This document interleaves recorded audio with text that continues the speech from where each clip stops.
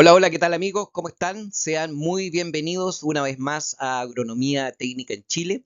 Y les comento que hoy día voy a hacer una charla sobre fitopatología agrícola, sobre los aspectos fundamentales de la fitopatología agrícola, como las causas de la enfermedad, síntomas, signos, y voy a hablar sobre los principales microorganismos que generan enfermedades en plantas. Así que pienso que este es un video introductorio, porque después pienso hacer varios videos más donde voy a presentar algunas enfermedades como las rollas, por ejemplo, en los cereales, el mildiu en vitis, ¿cierto? En producción de uva, y bueno, y otras enfermedades más como el oidio, fusarium, etcétera. Y quiero presentarlas esas como videos individuales con el manejo y control.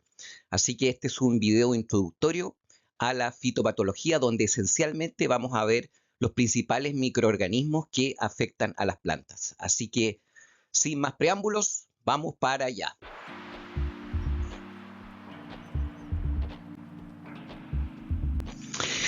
Bueno, como primer paso de la fitopatología, ¿cierto? Es el monitoreo inicial. Esto es lo primero que nosotros como agricultores, ¿cierto? Tenemos que hacer cuando nosotros tenemos, ¿cierto? Nuestro cultivo, nuestro ¿cómo se dice? Nuestra plantación o nuestra siembra anual, nuestros cultivos de hortalizas, etcétera. ¿Cierto? Lo primero que debemos hacer es hacer un monitoreo inicial. ¿Cómo hacemos este monitoreo? Lo hacemos con una observación simple, puede ser una observación a distancia, puede ser observaciones por medio de drones, como tengo aquí estas imágenes, por ejemplo, a medio de drones y con imágenes multiespectrales, ¿cierto? Puede ser también con el uso satelital, como por ejemplo acá en esta imagen de acá, por ejemplo aquí en esta imagen se ve un lote donde en general se ve normal, pero hay un punto rojo acá. Y ahí se detecta que hay un problema en esta siembra o en esta plantación. Así que lo primero que debemos hacer, como les digo, en el inicio de la fitopatología es el monitoreo que debemos hacer a nuestras siembras y a nuestras plantaciones. Una vez por semana, 2 veces por semana, etcétera. Hay que hacerlo porque de esa manera nosotros vamos a detectar un problema. Y generalmente este problema es negativo. ¿Por qué es negativo? Porque generalmente impacta en los rendimientos de la producción de los alimentos. Así que el primer paso, entonces, como les digo, en la fitopatología es el monitoreo inicial.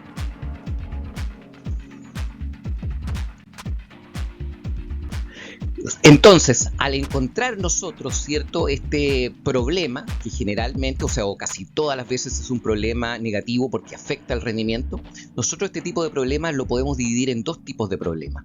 En problemas abióticos, o sea, que son, no tiene que ver con, a significa en latín sin, y biótico es de vida, o sea, sin vida, tiene un inicio o tiene o sea, la base de este problema puede ser una cosa sin vida, o puede ser el problema algo con vida, una cosa biótica.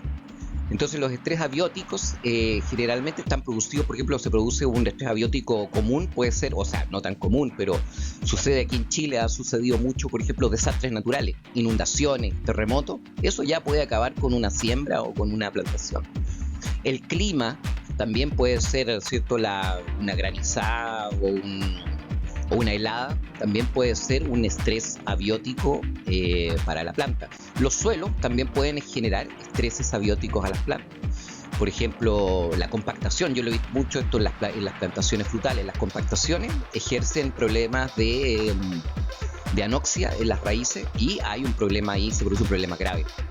También la latitud, ¿cierto? No es lo mismo hacer una siembra o una plantación a nivel del Ecuador que hacerla a 40 o 45 grados de latitud sur, ¿cierto? También los excesos y las deficiencias de nutrientes también pueden provocar un problema abiótico que va a generar una pérdida de rendimiento en mi producción. Pero yo me quiero centrar, ¿cierto?, en los problemas bióticos, y los problemas bióticos que se generan en las plantas, en nuestras plantaciones y en nuestras siembras anuales y en nuestras hortalizas son de tres tipos. Los problemas bióticos son las enfermedades, que los quiero ahora comentarles en este video. Son también las plagas, que lo he comentado en otros videos. Aquí pongo, por ejemplo, lo S. botrana, que es otro video que ustedes pueden encontrar en nuestro canal, que es una plaga muy importante en vides. Y también está el otro estrés abiótico que sufren las plantas, también el ataque de las malezas. Que les comento también que acá tenemos 3 videos en el canal sobre malezas, sobre más de 40 tipos de malezas, reconocimiento de malezas problemáticas en huertos frutales. Así que se los recomiendo que lo vean.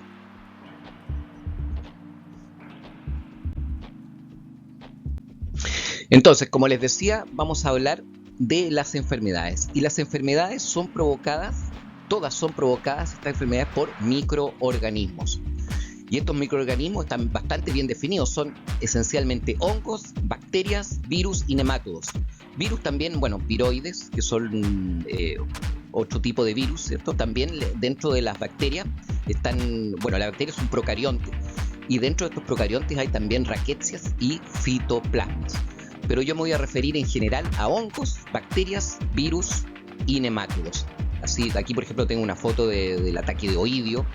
Acá tengo una foto de una imagen, por ejemplo, del ataque de Phytophthora infestan, que es otro hongo que ha generado terribles consecuencias en la vida del hombre. También, por ejemplo, de entre las bacterias, Erwinia milobora, la generadora del tizón del fuego del peral y del manzano, también es un tremendo patógeno. También el efecto de los, por ejemplo, de aquí en estos pimientos, el efecto de los virus. Y acá, por ejemplo, en esta foto les muestro también el efecto que hacen los nemátodos, que también los vamos a considerar como microorganismos generadores de enfermedades.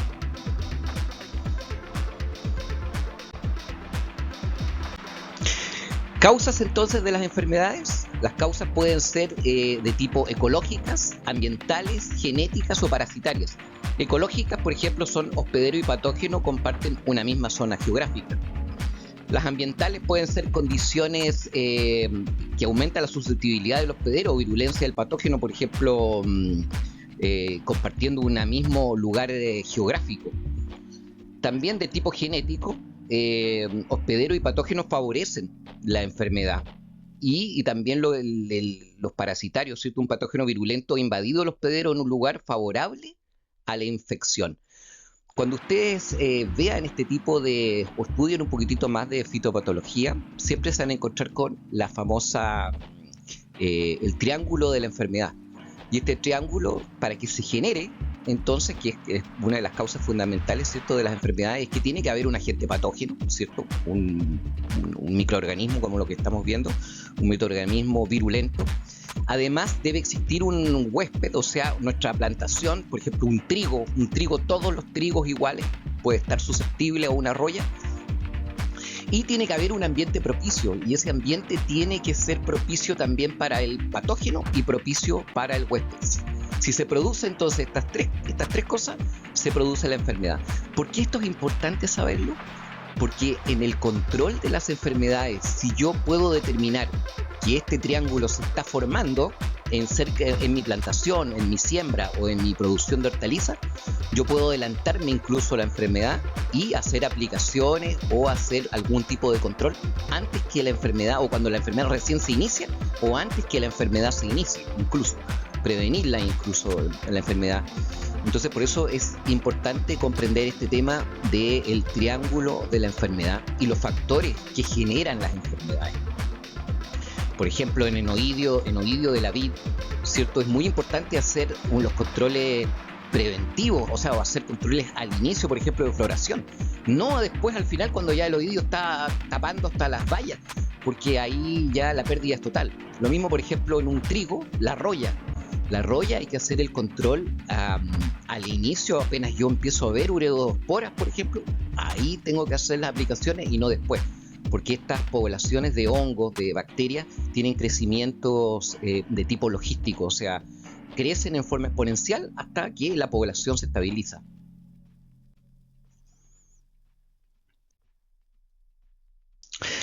Síntomas y signos. Esto es muy importante. ¿Qué son los síntomas? Los síntomas son reacciones internas o externas de las plantas como resultado a la acción de un microorganismo.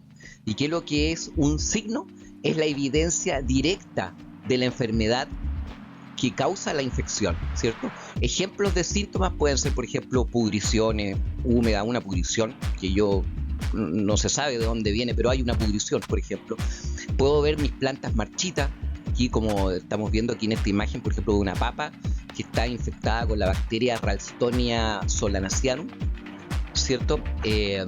Pueden haber manchas foliares también, que puede ser un síntoma, mosaicos en las hojas, en las cañas, sarnas también, tipos de sarnas, tizones, tumores, agallas, son típicos síntomas de que hay un problema en mi planta y que es muy probable que sea un problema de una enfermedad.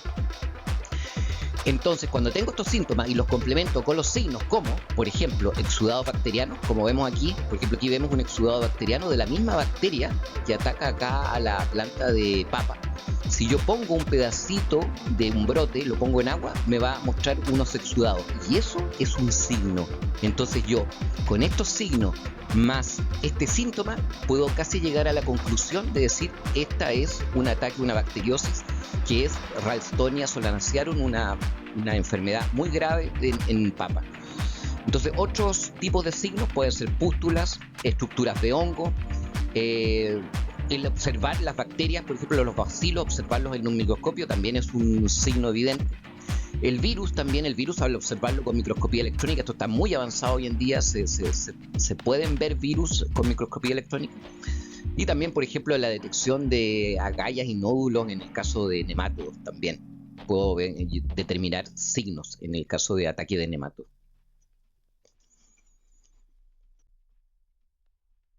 Entonces, comencemos un poquitito a ver los microorganismos que afectan a nuestros cultivos, a nuestras siembras, ¿cierto? A nuestras hortalizas, a nuestros frutales.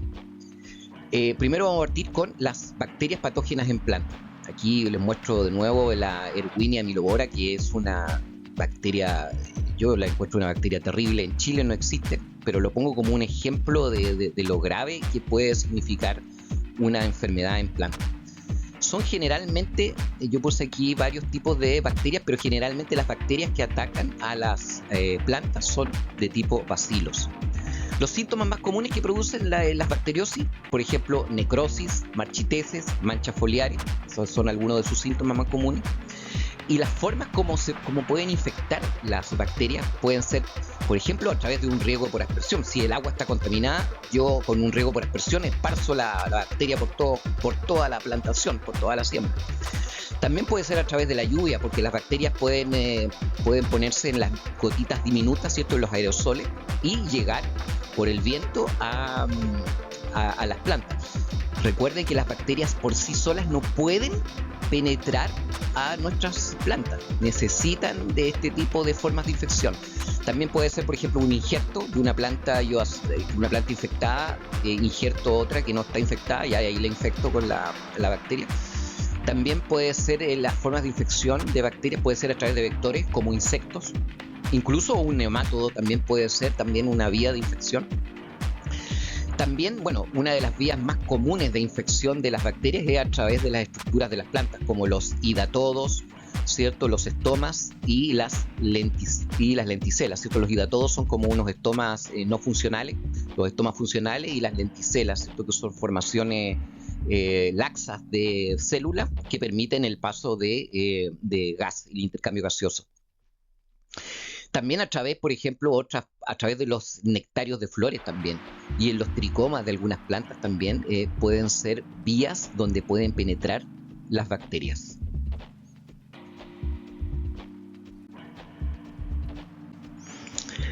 Bacterias patógenas en plantas. Entonces seguimos. ¿Cómo hacer un diagnóstico de un ataque de una bacteriosis? Bueno, una forma puede ser una observación microscópica, por ejemplo, con la tinción Gram. Casi todas son bacterias Gram negativas, y las que vamos a ver, excepto Clavibacter, que es una de las bacterias Gram positivas.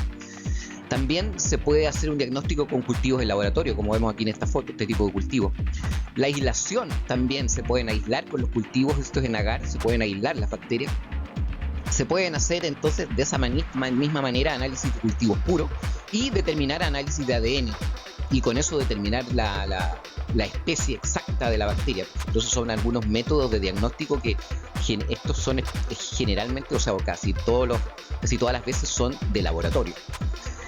¿Qué métodos de control tenemos para combatir las bacterias fitopatógenas?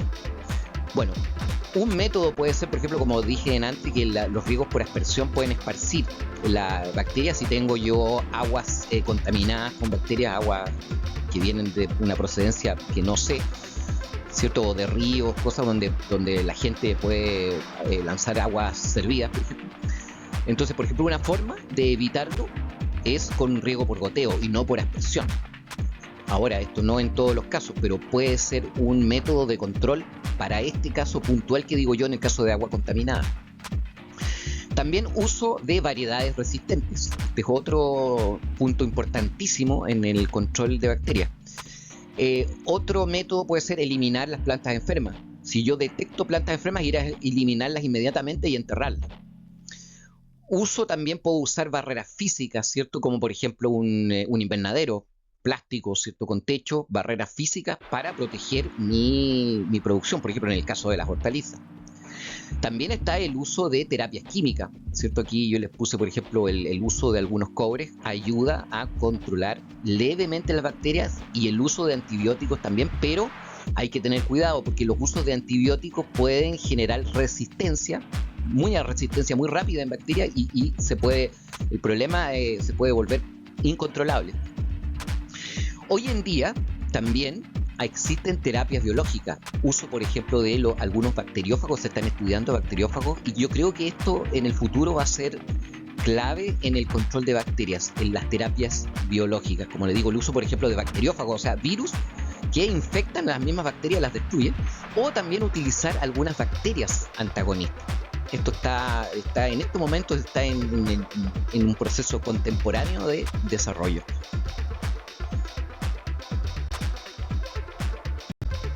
Bueno, algunas bacterias fitopatógenas, como les dije, casi todas son bacilos. Aquí ustedes pueden ver algunas fotografías y cómo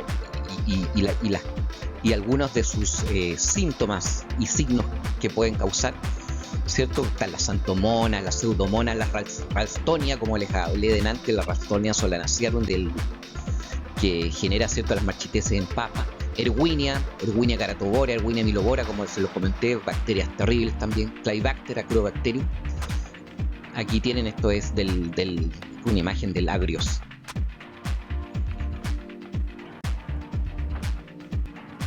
Bueno, pasemos ahora a hablar un poquitito de los virus. ¿Qué es lo que es un virus? El virus es un agente infeccioso acelular, no está constituido por células, constituido está por ácidos nucleicos con cubierta proteica y se replica exclusivamente dentro de las células, el cual tiene la capacidad entonces de enfermar. No se le considera un ser vivo porque está entre un estado entre vivo y no vivo, entonces tampoco cumple las especificaciones de ser un organismo procarionte o eucarionte porque no tiene núcleo. Entonces está fuera de todo el espectro de seres vivientes en la Tierra. Algunos síntomas que pueden generar los virus, aquí como vemos estas imágenes son síntomas de virus, ¿cierto? Enanismo, por ejemplo acá enanismo, deformaciones de hojas, decoloraciones de hojas y flores también, bajos rendimientos, mosaicos, moteados a veces de color amarillo. Estos son típicos síntomas de virus, pero hay que tener cuidado porque muchos de estos síntomas se confunden a veces con, por ejemplo, problemas nutricionales. Así que por eso son solo síntomas.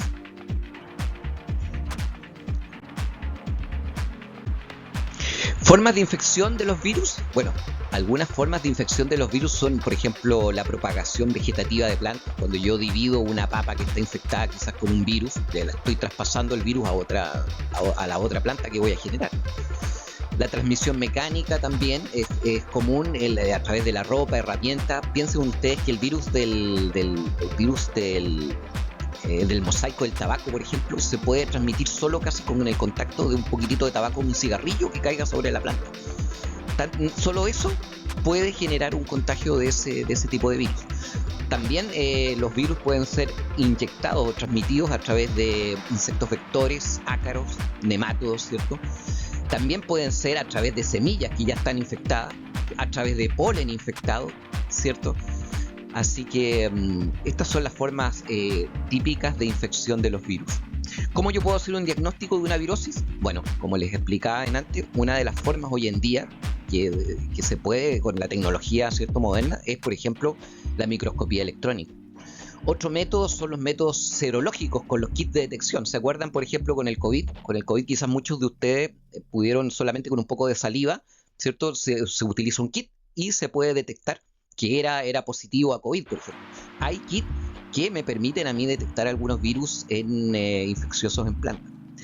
Otros métodos son los métodos, por ejemplo, moleculares. La reacción en cadena de la polimerasa. También, por ejemplo, se usa para hacer diagnósticos de virosis. Control.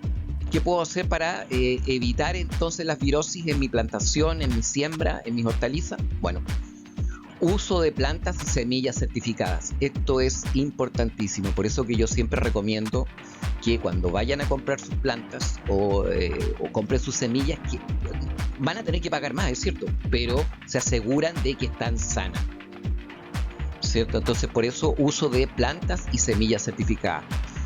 Lo otro es la eliminación de los vectores, por ejemplo, algunos hemípteros, algunos insectos, algunos cocóxidos también, que son típicos vectores de virus. Bueno, los puedo eliminar, ¿cierto? Ahí tendría que usar un plaguicida. Desinfección también de las herramientas, ropa y mano. Constante desinfección. Yo he visto, por ejemplo, en algunos predios agrícolas que utilizan pediluvio. Usted no puede entrar a ese pediluvio sin pasar por 2 pediluvios. O sea, las botas, por ejemplo, pasar 2 y lavarse las manos.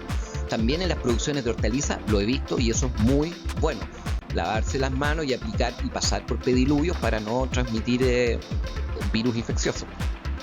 También, por supuesto, está el uso de variedades resistentes.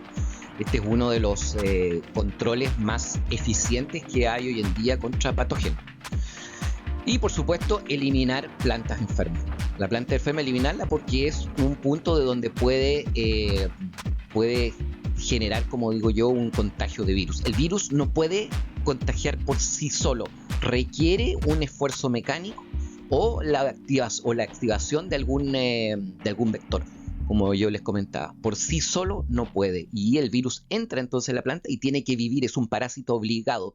Tiene que vivir dentro de la célula para poder multiplicar su ADN y multiplicarse a sí mismo.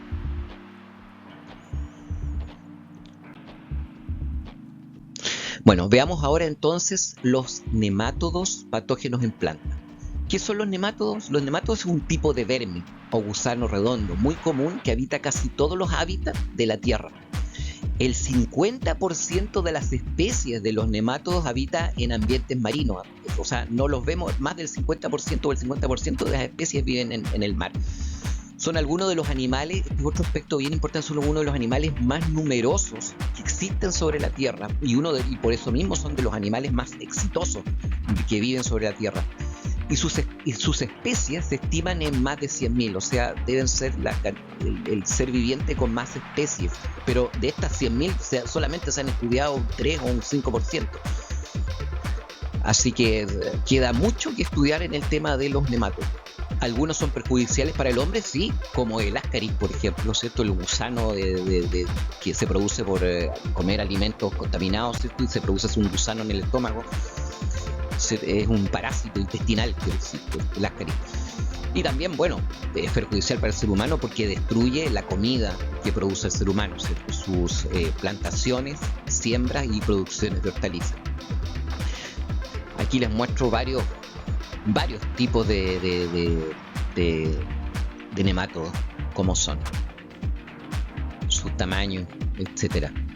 Bueno, pero síntomas que para poder determinar si que podría ser nemátodo, el ataque, el problema que tengo yo en el monitoreo de mis plantas. Bueno, uno de los síntomas es la formación de agallas en las raíces. Estamos hablando de las raíces, agallas en raíces, nódulos, decoloraciones, manchas necróticas también en las raíces. No se ven blanquitas las raíces, se ven manchadas.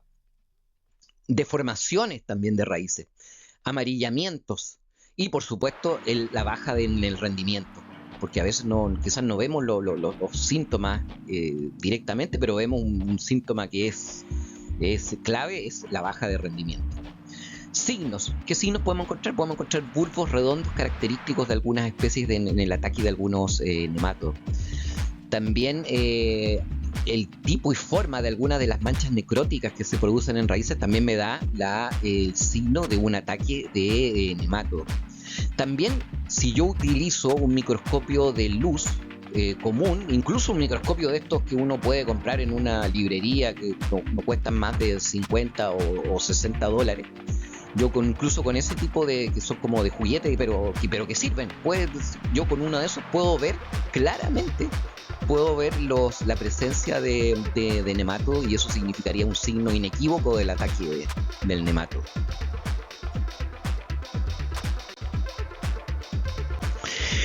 Formas de penetración de los nemátodos. Bueno, los nemátodos sí, ellos sí, aparte, a diferencia de las bacterias y los virus, los nemátodos sí pueden entrar directamente sobre la planta, pueden penetrar ellos mismos directamente por la planta, pero generalmente penetran a través de heridas, también pueden penetrar a través de los estomas de la planta, pueden penetrar a través del agua de riego contaminada, como les comentaba hace poco. También pueden estar contaminando semillas y ya penetrar en la planta o penetrar en la semilla. Y también pueden ser trasladados y hacer infecciones a través de herramientas y otro tipo de cosas también, que botas también con tierra con nemátodos pueden infectar una plantación y sobre todo un cultivo de hortalizas, por ejemplo, el invernadero. Diagnóstico. Para el diagnóstico hacemos, por ejemplo, un monitoreo visual con uso de microscopio o lupa, como les decía, porque los nemátodos tienen un porte, muchos, no todos, pero muchos tienen un porte suficiente como para poder verlo con un microscopio o una lupa de alto poder. También para el diagnóstico, toma de muestras del suelo para análisis, se pueden hacer usted toma de muestras, por ejemplo, a la profundidad de las raíces, y usted esas muestras las lleva a un laboratorio donde van a analizar la cantidad de población, ¿cierto? Van a cuantificar los niveles poblacionales. Otra forma también de diagnosticar es usar escalas de severidad. Si yo ya tengo el nematodo, porque el nematodo no lo voy a eliminar completamente, pero puedo bajar su población y puedo utilizar escalas de severidad para eso.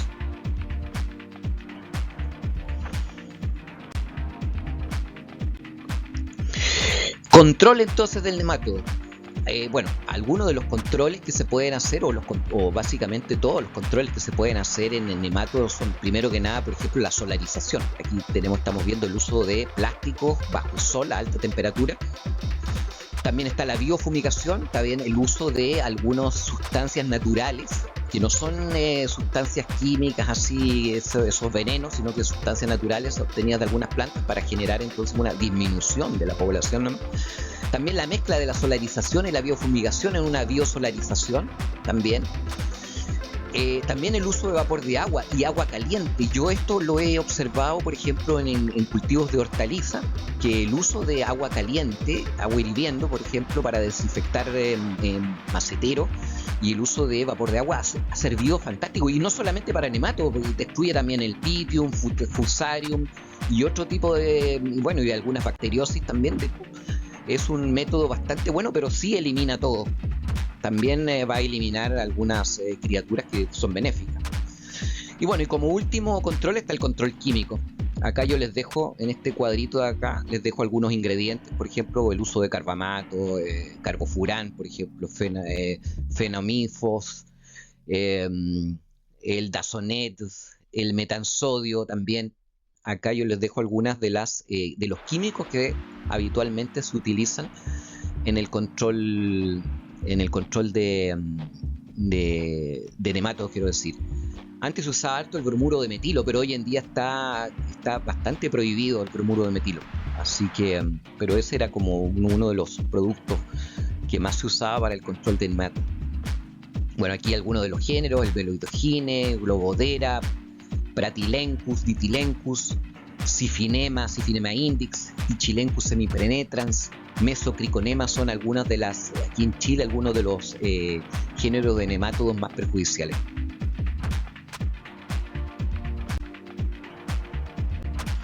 Bueno, pasemos ahora a las enfermedades causadas por hongos. Y en este caso yo digo que el mundo de los hongos fitopatógenos está distribuido en 3 reinos. ¿Por qué en 3 reinos? Porque recuerden que las clasificaciones de los hongos están siendo cambiadas, están siendo actualizadas. Pero yo voy a mantener un poquitito esta clasificación básica, ¿cierto? Los hongos fitopatógenos están reunidos en 3 reinos. Recuerden que, miren, Todos los seres vivientes están divididos en dos grupos, los eucariontes y los procariontes. Los procariontes son todas estas bacterias, rickettsia y otro tipo de bacterias, ¿cierto? Y los eucariontes son todos los demás animales, todas las demás criaturas, tanto plantas, animales, hongos, ¿cierto? Que tienen células con núcleo. Y en ese mundo de los eucariontes se dividen en varios reinos, como el reino animal, ¿cierto? El reino vegetal.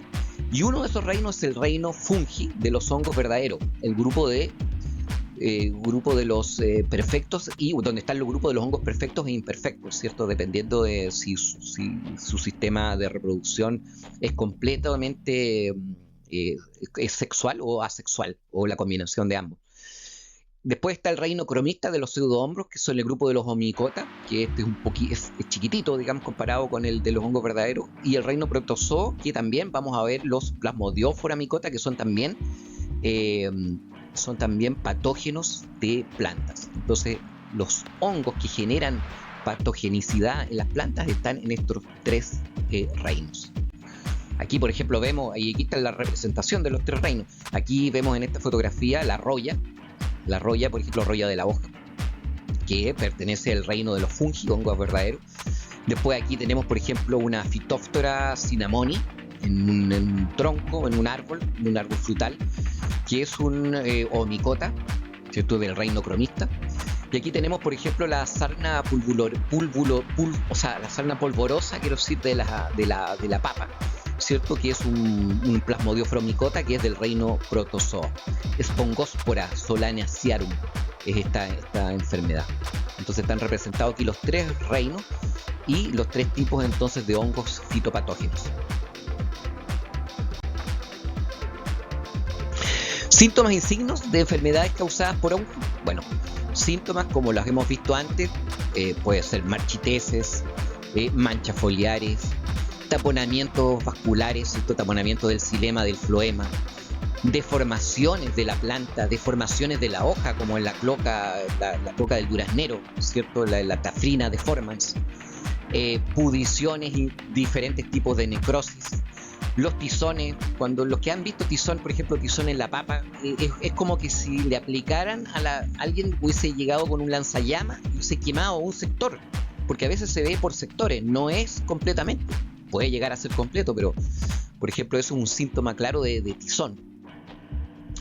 Bueno, signos, ¿y qué signos para determinar si es un ataque de hongo o no? Por ejemplo, la presencia de micelio. Ese es un signo clásico de un ataque de hongo, presencia de algún tipo y los tipos de micelio y también de estructuras de sobrevivencia, también de hongos. También presencia de fluidos, como vimos delante, claro, también hay presencia de fluidos. También, por ejemplo, efectos en las hojas como el tiro de munición. También esa formación como de semillas también, que son las esporas que se están produciendo en grandes cantidades. La presencia de conidióforos, por ejemplo, que son estructuras de los hongos también que producen conidia. Pústulas, por ejemplo, como los medicagos, la viruela de la alfalfa, pústula. Cuerpos fructíferos también vamos a ver, ¿cierto? Si utilizamos una pequeña lupa y ver, por ejemplo, en el caso de ataques de Penicillium, es casi obvio este signo, ¿cierto? Así que uniendo, como les digo, estos síntomas de signos, vamos a determinar si es un ataque fúngico más o menos rápido.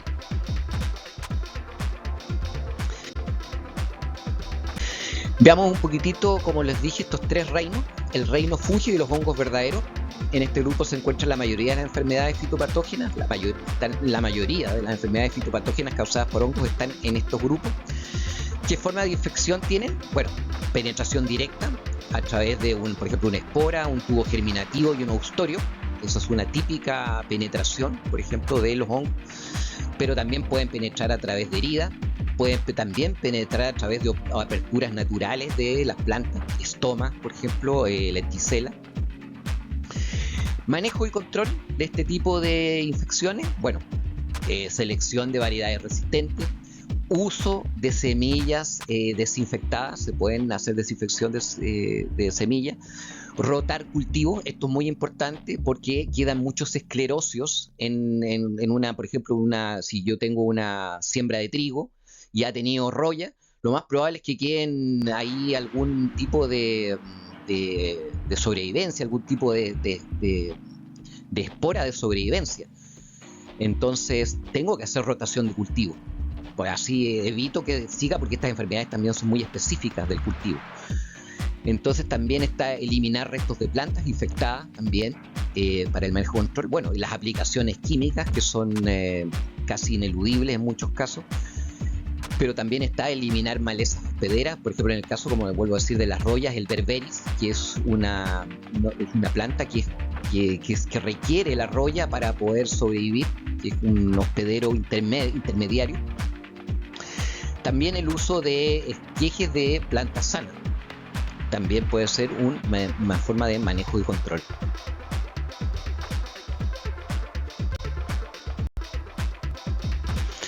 Veamos ahora entonces el otro reino, el reino cromista de los pseudohongos y el filum, en la división Oomycota. Y los órdenes que están en ese grupo son los peronosporales, albuginales y pitiales, que son los que generan, dentro de estos órdenes, son los que donde se encuentran enfermedades gravísimas para nuestros cultivos, tanto frutales como siembra y también en hortalizas. Síntomas y signos de este tipo de ataque de hongo: necrosis, tizón, manchas foliares, marchiteces, muertes de plantas, varios tipos de secreciones, ¿cierto? Y además, bueno, micelio, por ejemplo, algún tipo de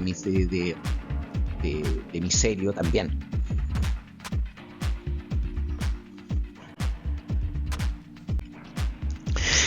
El otro reino de los hongos fitopatógenos es el reino cromista de los pseudohongos, como les decía. Pero este lo estábamos viendo, ¿cierto?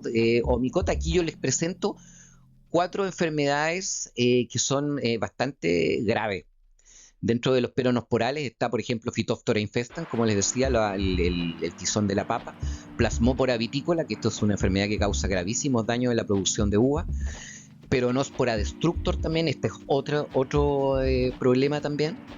Dentro de los pitiales está el Pythium sp, que por ejemplo genera el problema de caída del máximo.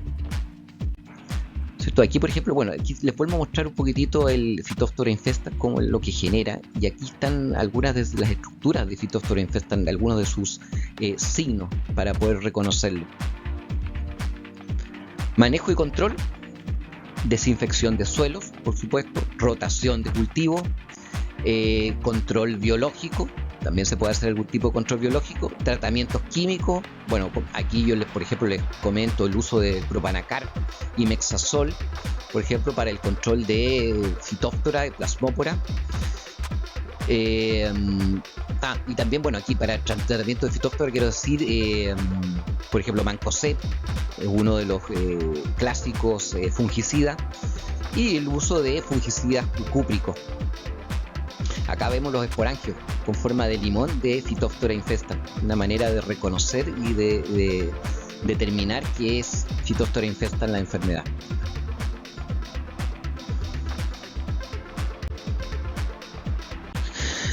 Ahora sí, entonces el reino protozoo, Filum, Plasmodiófora micota, ¿cierto? Aquí les presento 2 enfermedades, que es por ejemplo Plasmodiosa brassicae, hernia de las coles, y Spongospora subterránea, la sarna purulenta, que les mostraba una foto hace poco. Son de las enfermedades quizás las más graves del reino protozoo y del filum de las Plasmodiófora micota. Manejo y control para este tipo de hongo: rotación larga de cultivos. Rotación larga me refiero a por lo menos 5 años para volver al mismo cultivo. Evitar malezas crucíferas. Desinfectar todo tipo de herramientas, ¿cierto? Al trabajar habiendo este tipo de infecciones.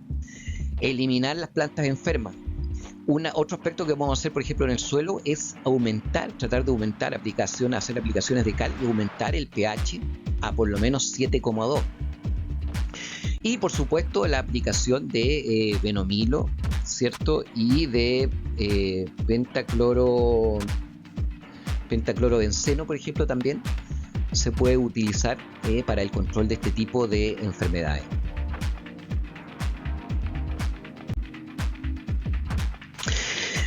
Bueno amigos, yo quería mostrarles entonces esta pequeña introducción de la fitopatología agrícola. Por supuesto que este es un tema tremendamente largo y extenso. Yo lo que quería hacer es, por eso quiero que el título era aspectos, estos son aspectos básicos, ciertos principios básicos de la fitopatología. En todo caso, este video va a ser un video inicial.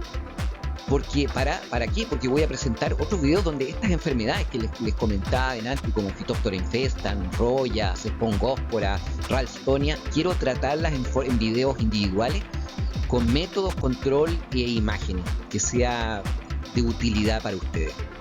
Así que, bueno amigos, me despido.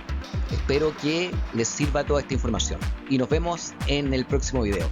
Gracias, aquí en Agronomía Técnica en Chile, ATECH.